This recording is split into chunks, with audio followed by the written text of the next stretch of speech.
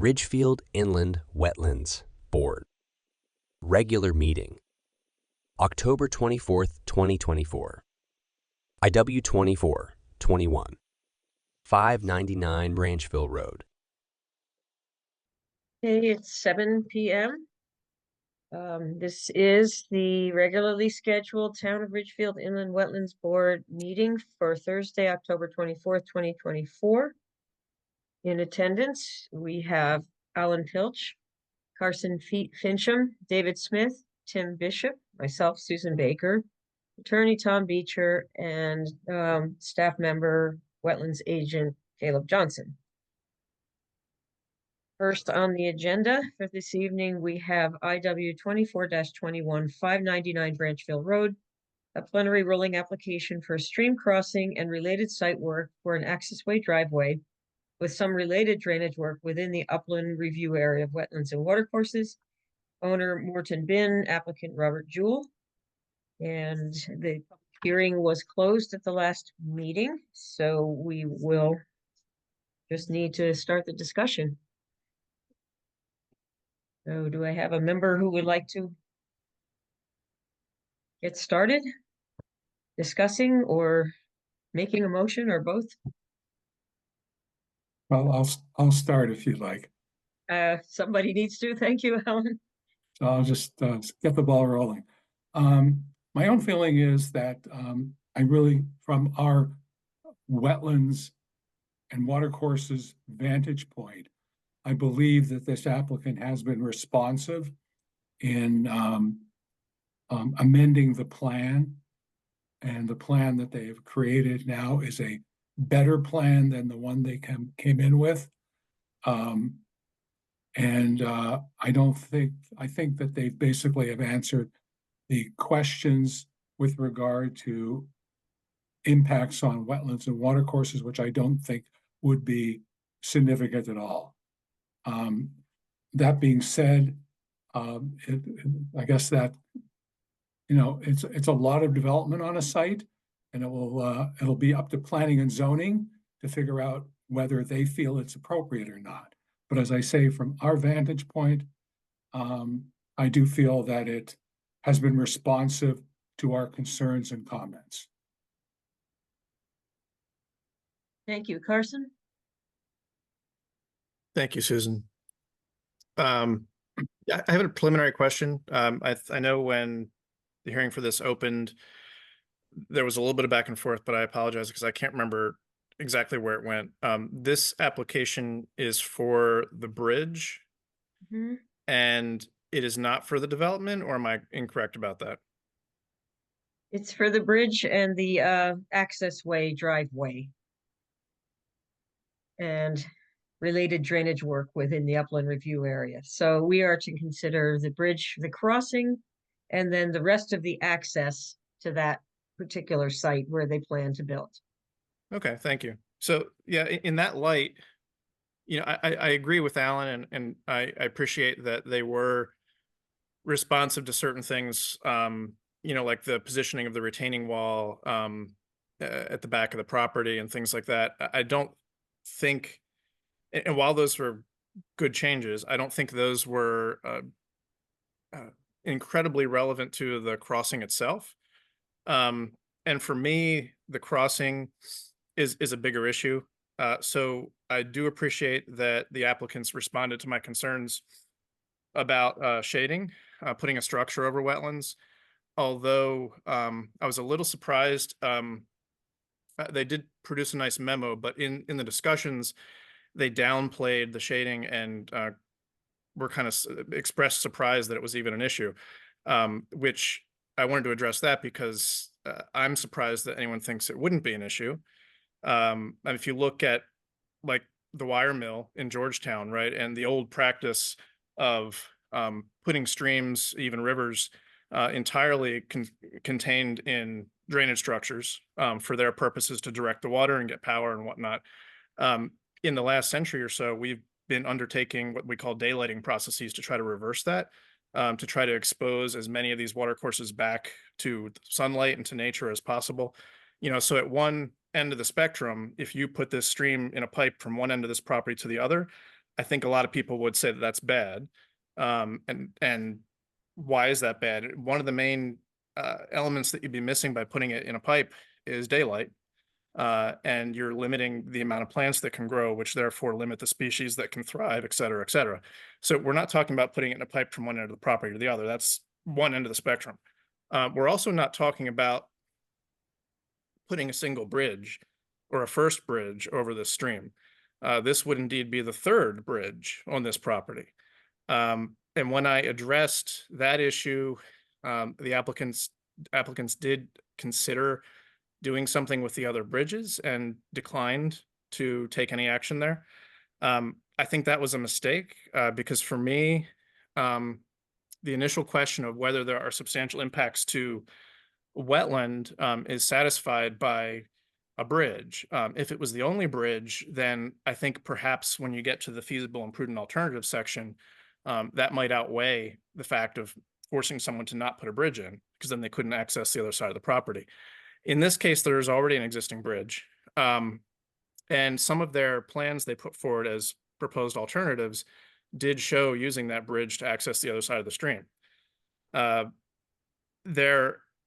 getting ahead of myself though. The effects on the wetlands, the paper they provided where they did address my concerns.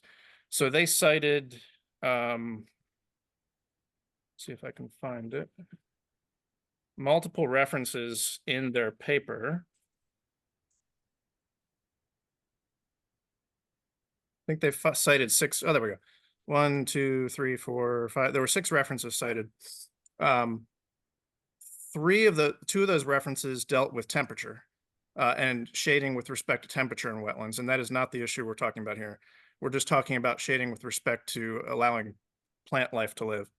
One of the references was an Army Corps of Engineer reference concerned solely with navigation and waterways, which is not at play here. The most pertinent reference was one from 1989, Mance, and it did say that periodic shading is okay. And that was not really the scope of the reference. It was kind of limited to a different scope, but I believe that statement is probably true. To my knowledge, the 75-foot clear span bridge they're planning on putting in is not going to be intermittent, like something from Hogwarts that moves out of the way when cars aren't going across it. It's going to be a permanent structure. So we're not talking about periodic shading. We're talking about permanent shading. And the best reference that I've seen, which is the one that I cited and which the applicant said they considered, was the North Carolina State University and North Carolina DOT joint paper from 2005, which is much more recent. And it is titled Effects of Shading from Bridges on Estuarine Wetlands. And the applicant did point out that, yes, it was a different type of wetlands, right? It's saltwater or brackish. I don't believe that is a limitation here. The real thing that they were looking at was whether bridges shading wetlands caused a decline in the plant life and therefore the animal life. And what they found was very specific. It was a very nice scientific paper where they came out with a conclusion that it was the combination of the height and the width of the structure that affected the shading of the plant life and therefore either had an effect on the wetland or didn't.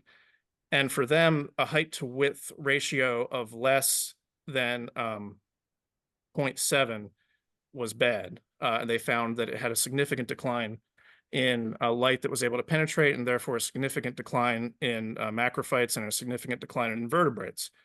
The height to width ratio for this structure, which varies between 7 to 12 feet in height and is 25 feet wide, is somewhere between 0.28 and 0.48, which is significantly lower than 0.7.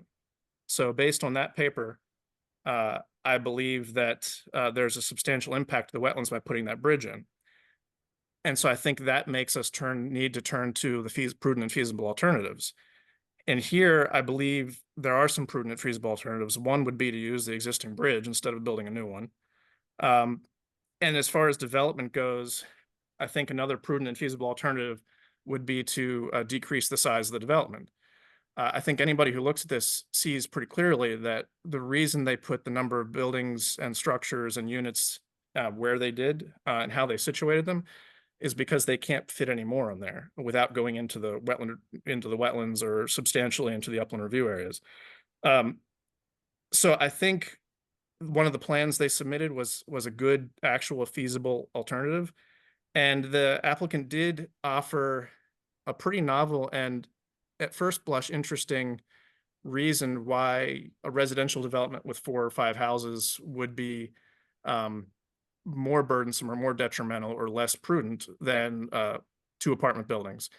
And the reasoning was, well, if you have more owners, then it's harder to enforce the wetland regulations.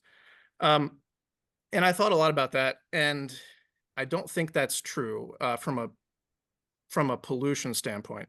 Right, from an administrative standpoint, it's still interesting, and I'd love to see some studies on that. From an effect on the wetlands standpoint, I think the issue is the number of vehicles that you're going to be cramming into that property and how much pollution comes from those vehicles, whether they're gas vehicles or whether they're batteries from electric vehicles. All sorts of bad stuff comes from vehicles. I submitted several references on the record to kind of back that up and show it should be pretty obvious, but just so people aren't confused. The more vehicles you have, basically, the more pollution you have.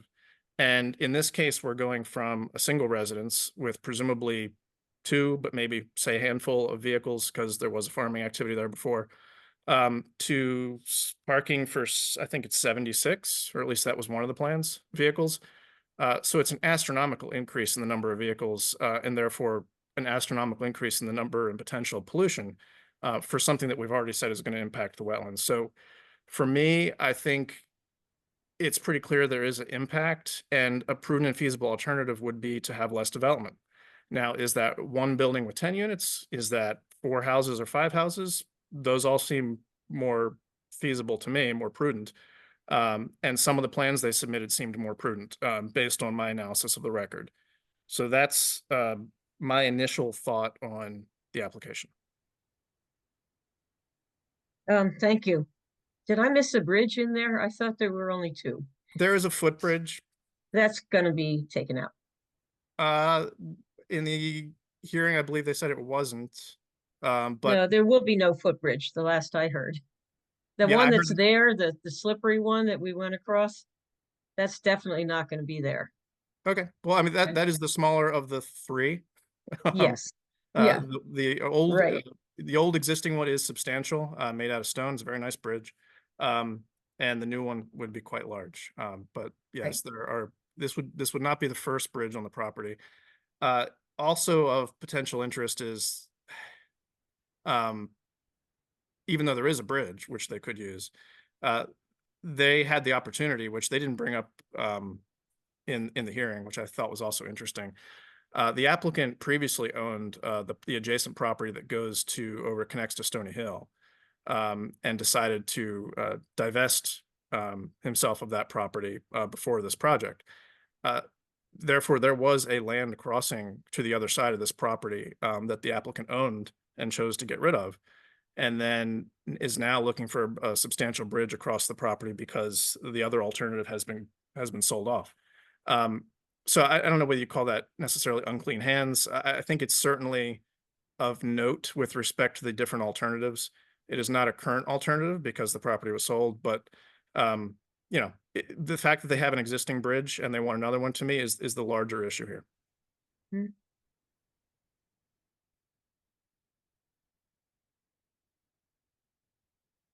Anyone else? Tim? Yeah, tough act to follow with Alan and Carson's summaries here, which I don't disagree with any of that. I just wanted to point out that despite activities, the application his goal is the site activity is related to the bridge and the access way. And my feeling is that activities outside the upland review still apply to this board. They're significant enough. They're 2 large apartment buildings. Regardless what the application says, that still falls within this board's purview. And looking at the site plan, we have 3, I'll call it 3 wetland systems basically on each point. To the, I don't have the direction on here, but surrounding the buildings, and that's similar to what Carson said about alternatives to building size, building layout. So while the activities existing as proposed include the bridge and the driveway and the parking lot behind one of the buildings are all within that 100-foot upland review, we're only talking about a few feet outside that. And with an activity that's significant, it's just something in my mind that level of disturbance for construction, just because it's outside 100-foot URA, doesn't mean that it may or may not have an adverse impact on wetlands, on multiple sides. So something to consider, something that I'm considering. Having been on lots of construction sites and knowing, despite S&E controls, if we get another 10-inch rainstorm like we had recently that wiped some towns off the map, including just further down the road, if anyone remembers how much water when the Norwalk River jumped its banks and flooded Branchville. Flooding's a concern. I hear that from constituents during the public hearing. We see it all the time. We know this road is steep. Topography suggests even between the two buildings that the wetland system to the, I'll call it the right on the site plan, is down gradient. I have concerns whether construction activities and eventual final development with impervious surface is going to have those adverse impacts, especially on that system being the closest between the two buildings and the access road. Just a couple of thoughts I have right now. Thank you. Okay. Question for Attorney Beecher. I'm assuming that at this particular point, adding removal of the other bridge would be a bit much for condition of approval? Depends on whether that was discussed substantively in the hearing. I mean, in other words, if you just decided tonight to suddenly say, hey, that would be a good idea, it's a little tough because the applicant hasn't had a chance to address that concern. But if it was discussed during the public hearing, yes, you could. Mm-hmm. Yeah, we talked about it in the first hearing and they declined. They declined it, as I recall, because not only did they not want to do it because it's an attractive bridge, but I just want to clarify. The bridge was deemed inadequate for not so much the traffic, the cars, but for any kind of heavy duty fire equipment Moving to get up trucks there. The turns were tight. I'm sorry? and moving trucks for people Yes, moving in. and moving trucks and anything beyond cars was just not going to be feasible on that size bridge. I So know while that, I agree, I know that was the yeah. applicant's argument. Yes. Yes, I do not yes. agree. I do disagree with that assessment. Okay, well, we have nothing on the record that talks about, other than they're saying that it would not work for any kind of, I believe it's just a very tight bridge. I mean, it's an old bridge and there are some tight corners you would have to negotiate if you left it the way it was, so that it wasn't feasible. And I think also they preferred not to remove it because they felt that might be more damaging to the wetlands than just letting it stay where it was. So I'm not sure that, it is on the record, so that we did discuss that. But we never, We don't have a letter from the fire marshal as part of the application. Is that accurate? that is accurate. We Okay. generally wouldn't, I wouldn't think. That would be more of a planning and zoning issue, but Yeah, unless maybe you're putting forth an application for an extra bridge, you would think maybe you'd really support your case for why you can't use your existing bridge. Mm-hmm. Yes, well, that's not on the record, so we only have the applicant saying that that's the reason, and also that they would prefer not to remove it.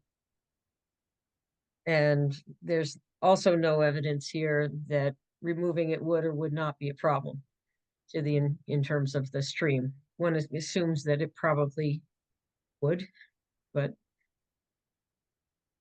Yeah, I think, that's not on the record either. no, but I think it's clear that, you know, removal would have short-term impacts. It'd be construction in the wetlands. Mhm. I think the better alternative would be to use the existing bridge instead of putting in an additional bridge. That would have the least impact on the wetlands as far as the crossing aspect of the plan to develop the property.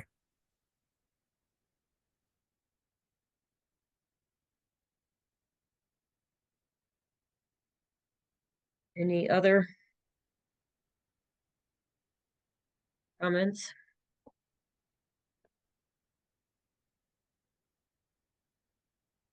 Can I ask this then? If that bridge were to be used, removed, either one, that's your whole argument here, that basically putting in another bridge is not healthy for the, because I mean, if we're gonna go down that road, we're gonna need to consider the list of reasons for in our handbook. And we would need to know where that fits in.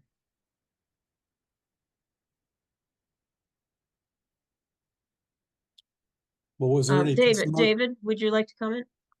Yeah, I just would like to know if there's anything in the record that actually addresses the suitability of that bridge. I mean, technically, whether that bridge, the existing bridge, whether it can handle the number of cars that would be accessing this project. I don't recall.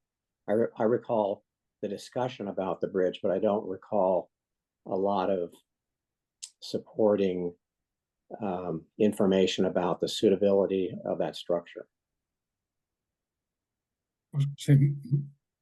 My recollection was that it was strictly the width of the bridge, as opposed to, they offered no evidence about the structural integrity of that bridge, other than to say, I don't believe it was wide enough for the fire department and their level of comfort with that.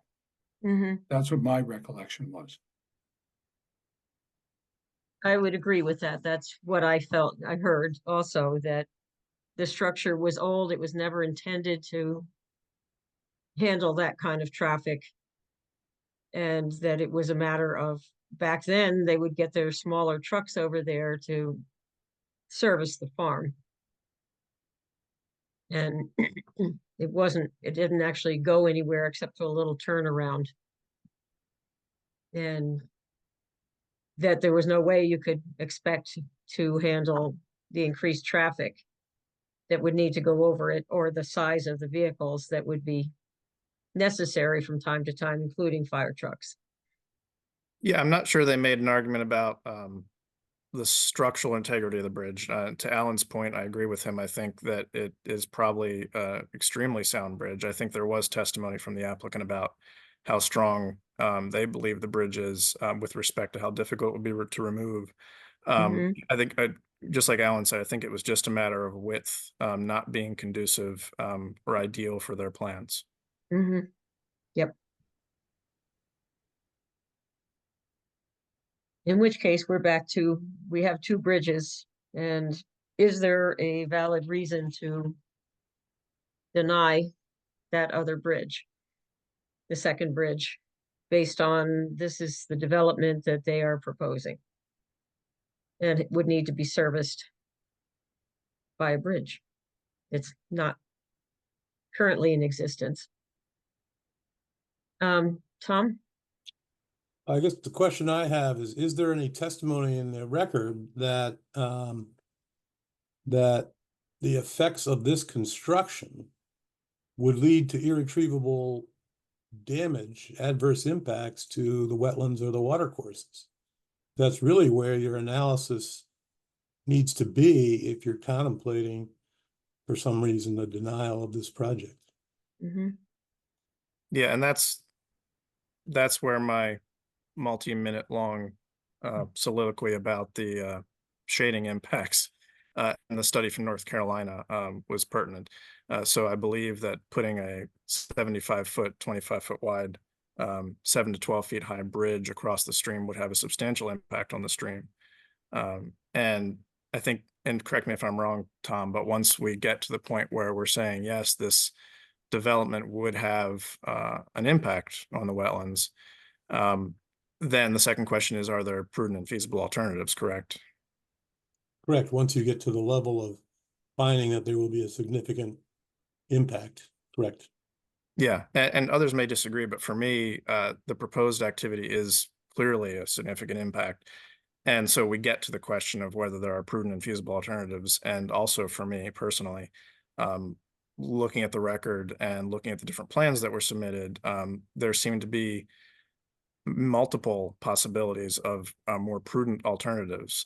Even one of the alternatives that the applicant themselves put forward, it was a previous plan from JFM Engineering, showed the use of the original existing current bridge to access, I forget, it was 6 or 7 residential lots. And we had some discussion on the record about the fact that there's a newer wetlands or a wetlands that wasn't discovered at that point in time.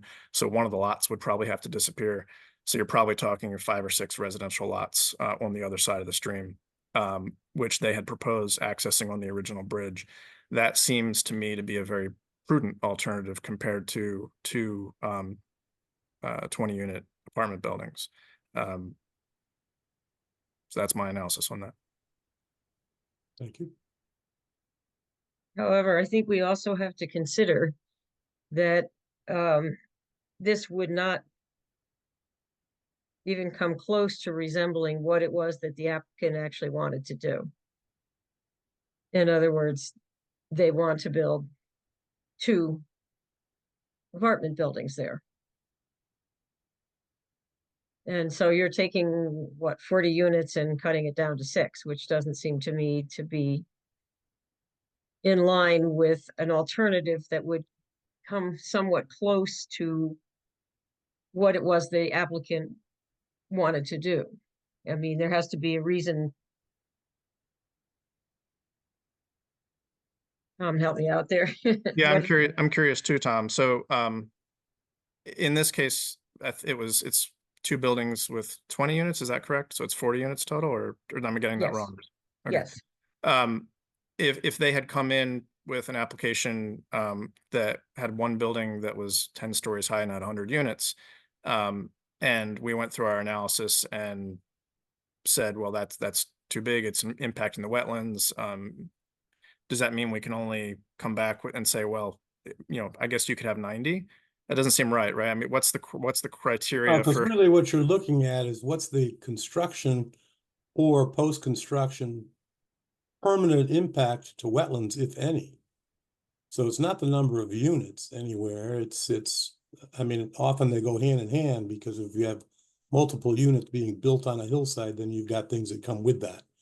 And that might impact a stream or water course at the bottom of that hillside. But whether it's 50 or 100 well beyond the bridge, although I want to touch on that for a second, but well beyond the bridge, then it doesn't matter how many units. The real question is, what's the impact of the construction of the bridge and the access way on wetlands or water courses, if any? When you're talking about feasible and prudent alternatives, remember, that's a balancing act. So if their engineer or the applicant had somebody qualified to say so, said that this bridge, the old bridge, is not sufficient to serve the purpose for which they want to use the rest of the property, then, you've got to weigh that in the balance of things and not just say, well, you don't need this bridge and do the best you can with the old bridge. I mean, you've got to take into consideration that balance. And the other thing, I think you mentioned at the beginning, Carson, was that, there's the issue of, well, it's beyond the upland review area. So, what portion can we look at here? Well, if the board and or the staff and or a peer review for the commission determines that there would be a strong likelihood that that activity outside of your upland review area could in fact impact wetlands, you have jurisdiction over it and can require them to come in for a permit for that. I mean, the case law is clear on all that. So, I mean, if it's up a mountainside, it's 500 feet up, that nevertheless could possibly be in your jurisdiction if somebody wants to build something 500 feet up that mountainside with a stream at the bottom. I think I covered everything. You did. Thanks, Tom. Yeah. So Susan, yeah, I'm not suggesting 6 residential units, right? The applicant actually did, although they said it wasn't prudent. And I think it's actually the opposite, right? That seems much more prudent than what they put forward. They actually, I think, proved that there's the ability to use the old bridge and have a smaller residential development that has less impacts on the wetlands.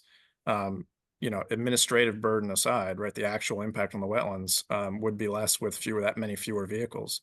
And if you have 12, 14 vehicles instead of 70 or 80, that's a big difference, and less pavement as well. So there were also other alternatives proposed, at least one by the public that showed, I think, one whittled it down to one apartment building. I don't know how many units were in it, but the footprint was less, right? And so there was less intrusion into the upland review area with the septic areas and things like that, and less pavement overall on the property. So I think there are multiple areas for the applicant to explore that could be fruitful for alternatives that are more prudent than what they suggested.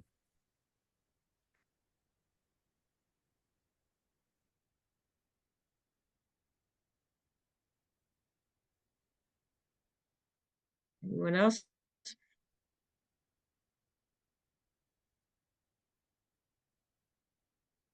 So I'm not sure what I'm hearing here in terms of people's inclination to approve or deny. It seems as if Carson is in the deny category. I have to say that I'm not, if it's only based on the study of the effect of the shade on the water. Anyone else? I mean, I don't feel all that comfortable hanging our hats on that.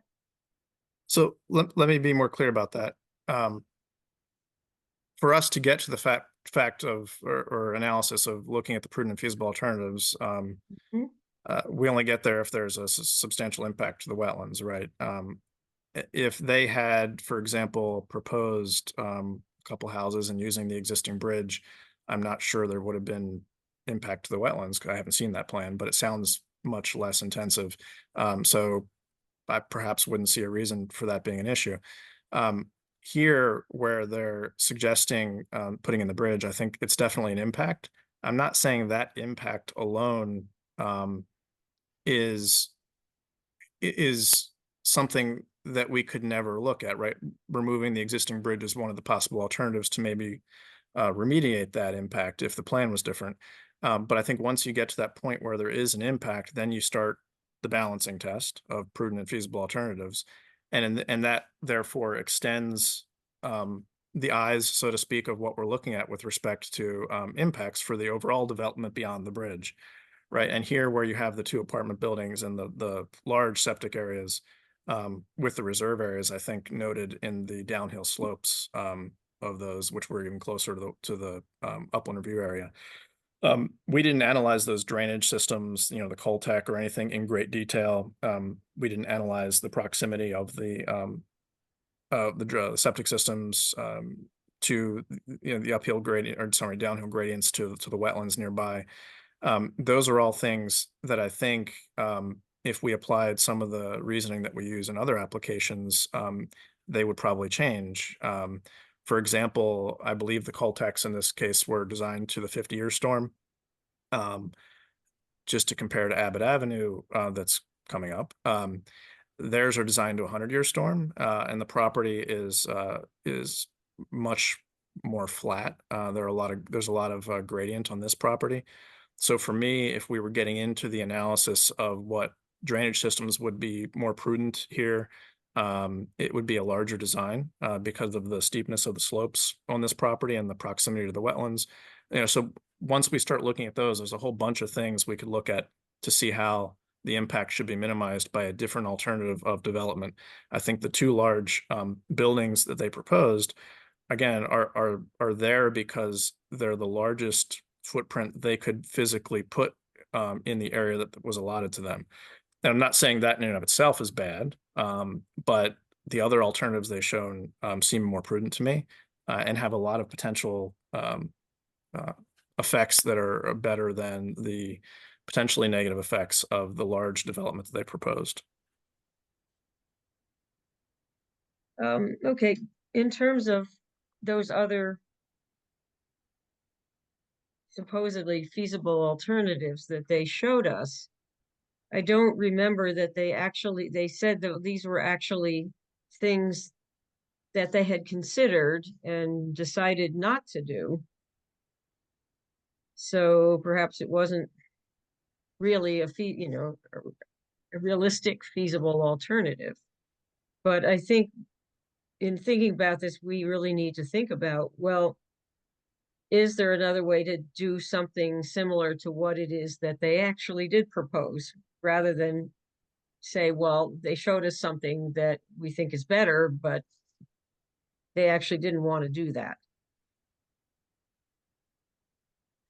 I'd be happy if Tom would weigh in on that, because that was kind of the question we asked before. That seems wrong to me. That again, if they came in with a 100-unit apartment building and they showed a previous plan that showed a 1-story office complex or something, and we thought that the 1-story office complex seemed more prudent, that wouldn't be okay because it doesn't have 100 apartment units. It doesn't. I don't know. No, that's not what I'm saying. It's That's just not that. what I yeah. said either. No, I know Okay. it wasn't. It wasn't what you said, Tom. But I'm trying to. I see where Susan's coming from. Like they've proposed 2 apartment buildings with X number of units, and she's saying, well, to say that a residential development would be prudent is not what they were looking for. So how close to what they were looking for do we need to get with the prudent alternative? Is my question. Well, a couple of things. One, I think Susan was driving at the fact that one building got removed, so the footprint's a lot smaller. So that makes a big difference. But, I apologize because I wasn't involved in this application from the beginning. So I haven't seen how you got to this posture where it sounds to me like what's in front of you is a proposed bridge and an access way, and not a review of the entire development project beyond. So I think then, if that's the posture here, you may through Caleb reach out to them later and say, well, you may need to come in with an application for the rest of it. But tonight you're looking at this access way and whether or not the construction of the bridge and the access way will have a significant impact on the wetlands, and how does it have that significant impact? And I know you've talked about the shading. And I'm intrigued by why the physical destruction and removal of an old bridge is mitigating in any way construction of a new bridge. It seems to me you're almost doubling the impact on whatever water course they both cross. Yeah, see, I think Susan was kind of proposing or presenting it that way. I'm not suggesting that in order to get the application through that they remove the old bridge. Good. I'm suggesting that since they already have a bridge, it wouldn't be prudent to put in a new one. Yeah. I understand that, what your position. Yeah. And if we're not looking at the overall development and we're not talking about apartment buildings versus residential and all that, then I think it's even easier, because if you take all that away and it's just, can landowner put the 3rd bridge across this piece of property with some impacts to the wetlands, to whatever degree either I or others think that is that okay? And for me, it's not, because they already have access to the other side of the property that is ample to do all sorts of other things on the other side of the property, particularly when if we're not considering what that potential activity is. David? Carson, it seems to me that you're saying that there are aspects of this project that we didn't review and should have, some of the drainage systems and so forth. Is that what you're saying? No, I mean, that was my first question after Alan talked when we opened. I know when the applicant presented it originally, it was for, and I think correct me if I'm wrong, Susan or Tom, the application is for the bridge, for the wetland crossing, and Mhm. some work, for the road and embankments and things in the upland review area to make that bridge connected to things. If that's all we're looking at, and we're not talking about all the other stuff that we spent weeks talking with them about, then I'm not really sure why we spent all that time talking to them about it, but B, then it becomes, I think, even simpler, because yes, there are aspects of the plan that they showed that could be, important to what's going on, particularly with respect to are there more prudent alternatives? Because I think there are. This is possibly the largest alternative, which is probably why it was proposed, right? So, if it's just the bridge, then they've already got one. And if we're not looking at what the activity is on the other side of the bridge, then we have no reason to believe that the current bridge is not adequate. Thank you, Alan. Oh, I was just gonna say that the only reason that new bridge is being constructed and is proposed to be constructed in the first place is because of the number of units that are sitting on the opposite side. That's the sole reason behind it. But maybe one of the alternatives we could also propose, and Carson, you brought this up, is perhaps the proposed bridge could be modified in such a way that it approaches the ratio that would be of lesser impact. We looked at a height to a length ratio. Perhaps there's something that they could do that would lessen that impact. I know the bridge is oriented north-south direction, so it's going to get, midday sun is basically the only portion of light that would not reach directly underneath the bridge. Obviously, in the mornings and the afternoons, it would.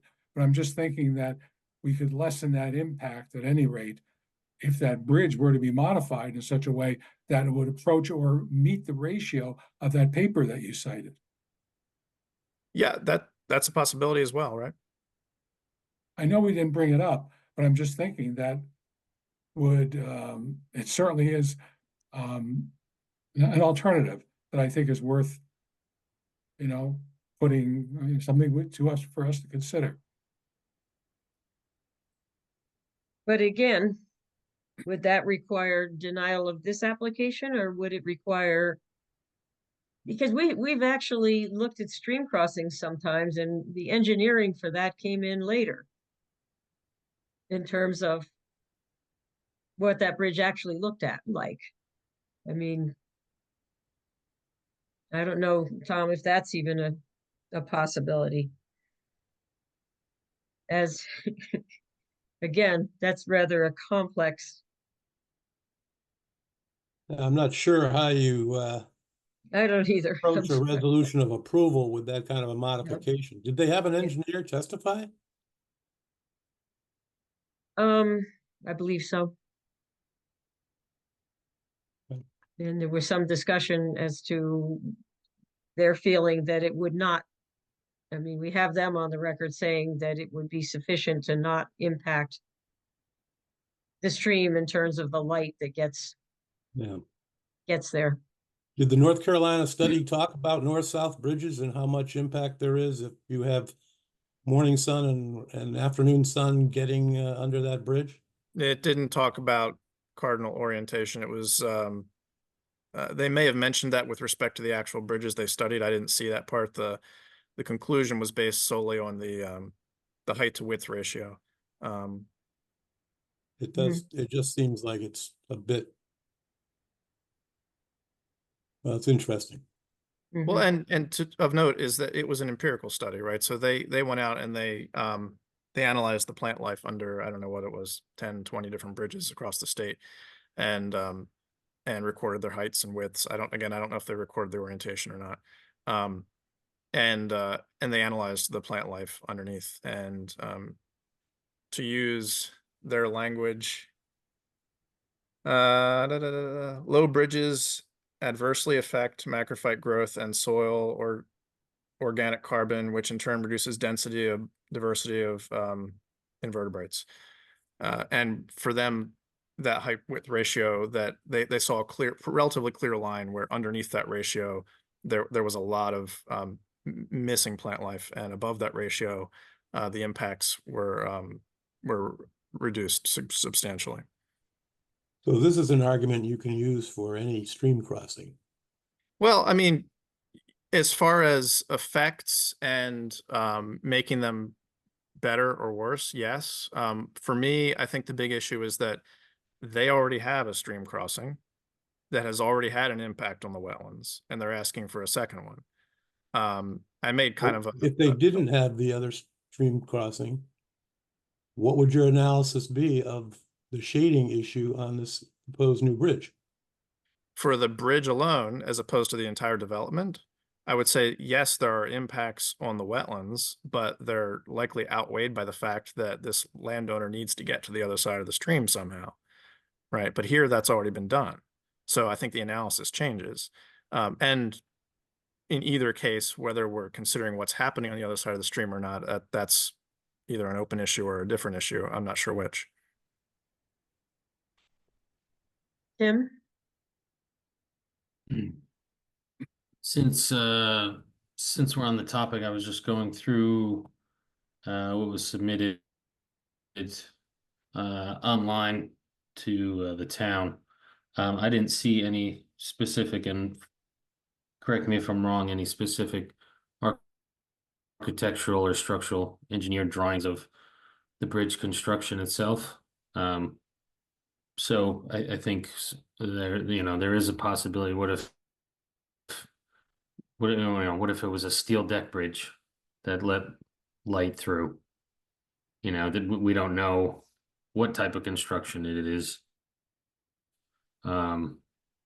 Just throwing that out there, that I don't think those details, other than crossing this water course, were provided, unless they were, and I don't remember.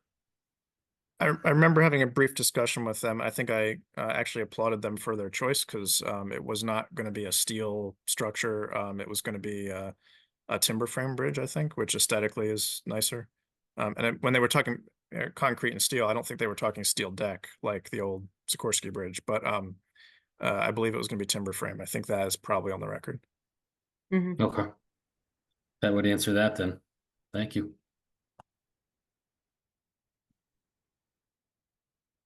So, anyone else? Any other comments, or are we just down to this? The concept of, putting aside the concept of having the second bridge there, and basically that's the issue. And the issue beyond that is that they showed us other alternatives that they really actually didn't want to do, just to make the case that clustering this structure and keeps development out of the rest of that property that they were going to leave as open space. As I remember, that was the argument against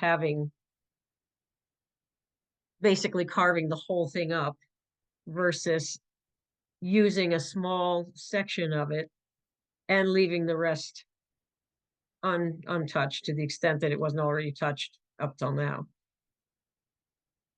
Yeah, I mean, that was the argument. But Mhm. as kind of typical, the open space is the wetlands, right? So, Yes, although it's not like a body of water. It's, correct. yes, it has wetlands on it, and you're absolutely right about that. But Yeah. So look, I mean, I don't follow the math. I didn't when I was on ZBA either, so I don't know if my no vote makes things bad or not bad. But if everybody else is all for this, then what I've said might be interesting to somebody, but it's kind of moot. So, I mean, I don't want to hold everybody up. I appreciate the discussion, and trying to come to more of a consensus, but if we can't, that's fine. You know, I'm fine being the odd man out. That's fine with me.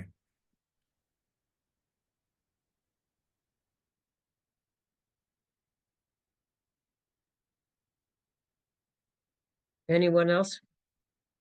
Tim? Again, I don't remember, so I'll ask everyone if they do.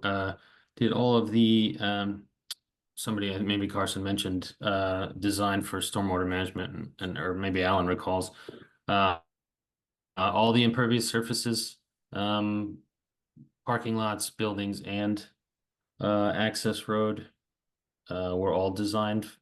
I'm sorry, the management system was designed for the 50, incorporating all of those impervious surfaces.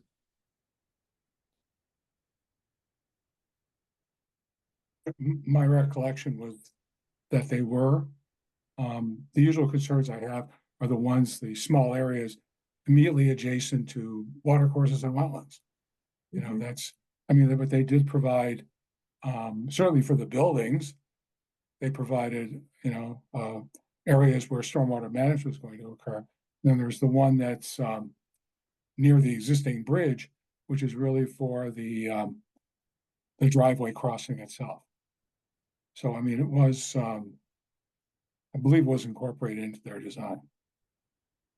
So to that point, Alan, I'm looking at the site plan from October 1st,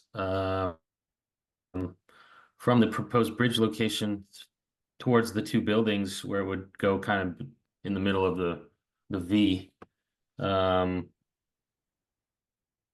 adjacent to wetlands and within upland review. I mean, that's, I don't know, scaling it out, but quite long. And there's, based on the location of the Cultex, that, I mean, the water captured there is not accounting for that road surface adjacent. And I think, I don't have the plan up with the topo or contour lines on it, but I do recall that wetland in the center is in a lower elevation. I think what they did is they took the runoff from the buildings and going down that road toward the bridge is all directed into those chambers, which is on the east end of the property. That's what they had done. And then from that point, as you're approaching the bridge, there's another set of collection points where it goes into the subsurface chambers, which are to the west of the existing bridge, between the new drive and the existing bridge. So would that access road stormwater go into the ground? Yes. Okay.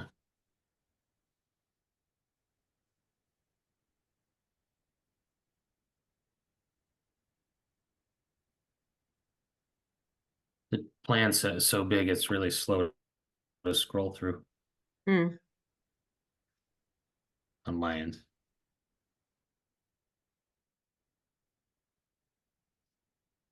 So do we have anyone else coming down as a yes or no at this point?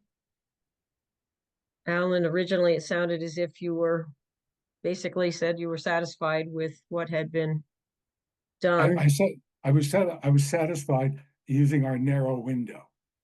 Yeah, but that's what we have to use. That That's we all don't we have. have. We don't. But That's all we But have. that's it.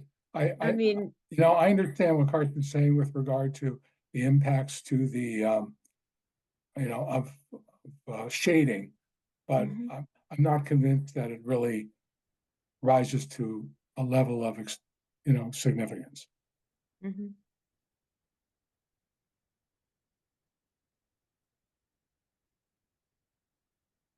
And I would agree with Alan. Mm-hmm.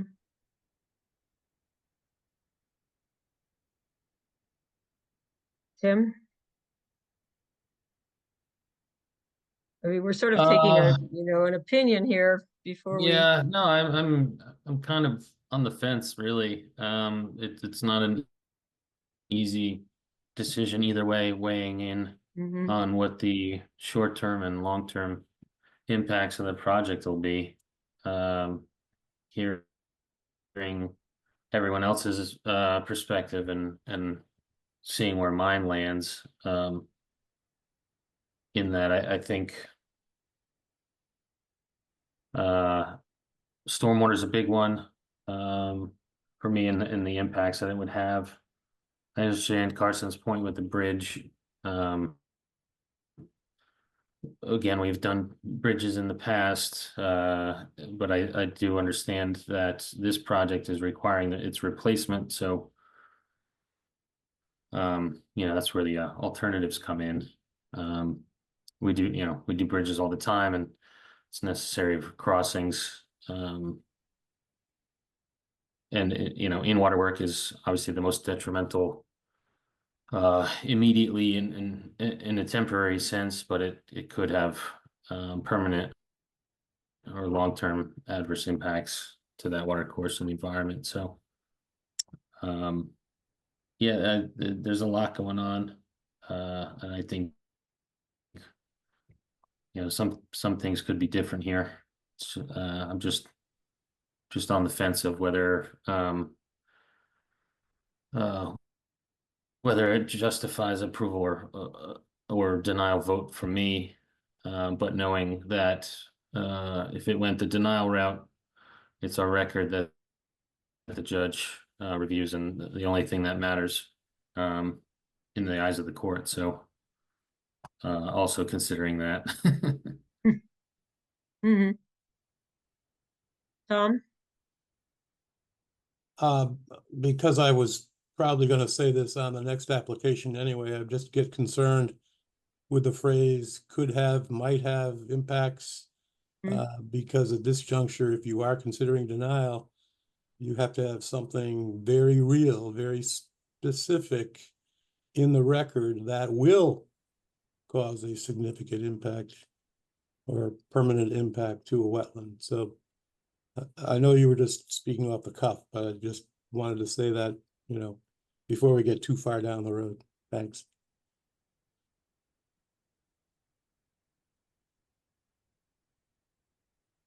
Okay. In terms of where we go from here, before we move on with any of that again, if we were going toward the denial, then Attorney Beecher is absolutely right. We would be forced to come up with a pretty compelling reason for denial and based on the record. If we did approve it, the question of possible conditions is raised. And the conditions we had discussed so far, and one of them I don't understand, and it may be just there should have been there's a line that says in my notes that says provide contract for, in quotes, water cleaning system. Would that be I'm not sure where that came from. I just didn't want to not bring it up in case somebody hears memories jogged as to what they were getting at with that, because it may have just been doesn't make any. I'm sorry? Could you repeat that, please, what you were? It says provide contract for water cleaning system.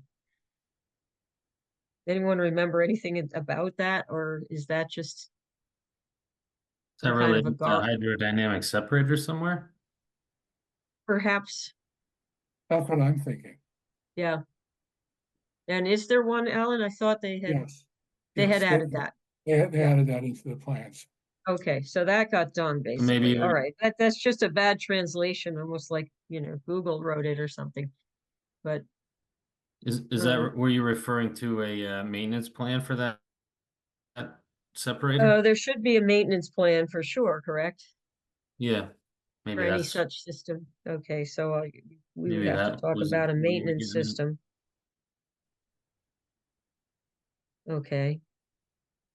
And provide invasive species monitoring and seeding plan, including the quantity of the seeding, which did get a discussion at the very last meeting.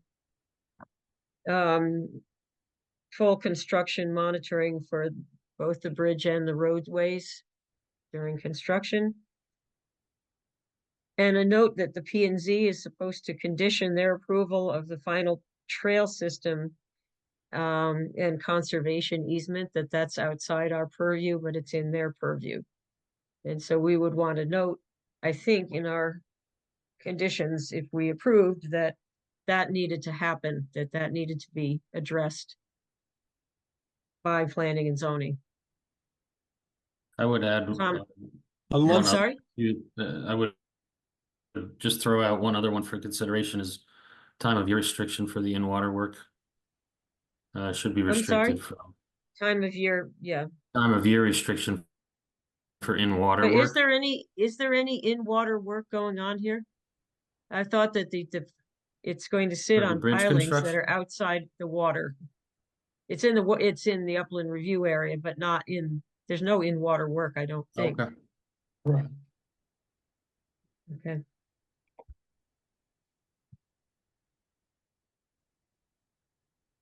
Tom?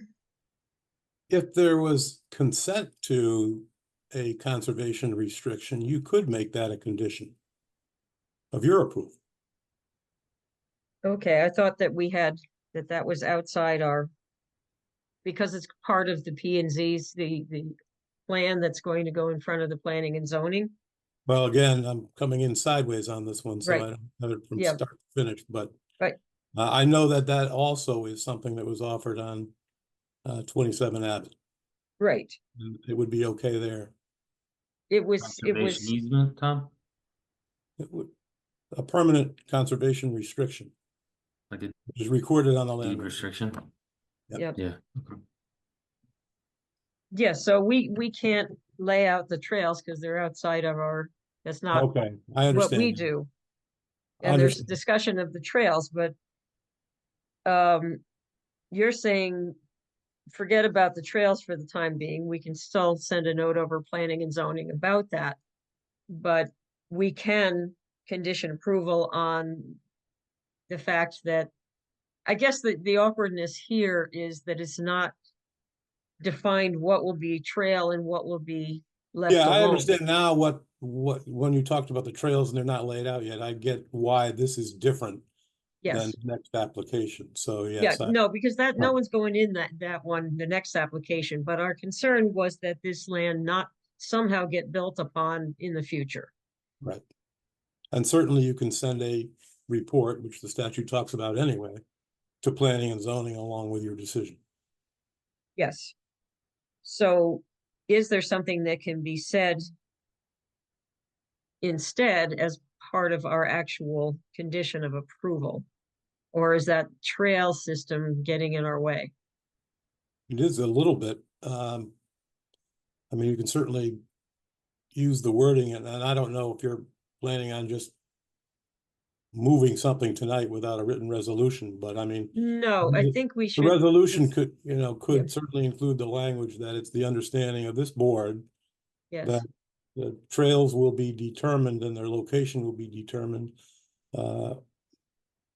pursuant to the application in front of planning and zoning, and it's the expectation of the board that there will be some permanent conservation restriction associated with a trail location. yeah, okay. Okay. So I guess at this point, the question is what are we drafting? We have until November 14th for the final decision. And vote at that time. Or we could decide, given all the stuff we have to do, to include it in a special meeting between now and then. And that's, and I think at least today, it sounds as if possibly more than not are in the approval with conditions column. We could also draft, just for argument's sake, we can draft both. We can draft can we not, Tom? Yeah. No. You Okay. can, but understand all the work that's being done by somebody to get you both. Get you both, yes. Well, no, it seems to me that at least 3 out of the 5 of us are inclined for approval with conditions. And Mr. Fincham, Carson said he was content to be the dissenting voice here. And Tim is on the fence. So, Well, I think that it's up to the board, but it seems like you've got a consensus for staff to work with and go on to the next agenda item. yes, yes. Anyone here that objects to that approach? Okay, then we'll work on that.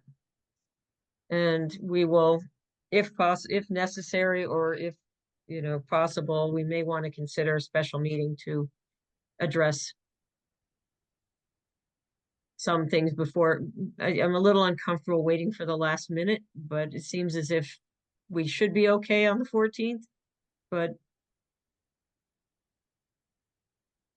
Tom, it is okay that we can circulate the draft ahead of the meeting, correct, or not? Yes, you can circulate it to all the members, sure. Yeah, okay.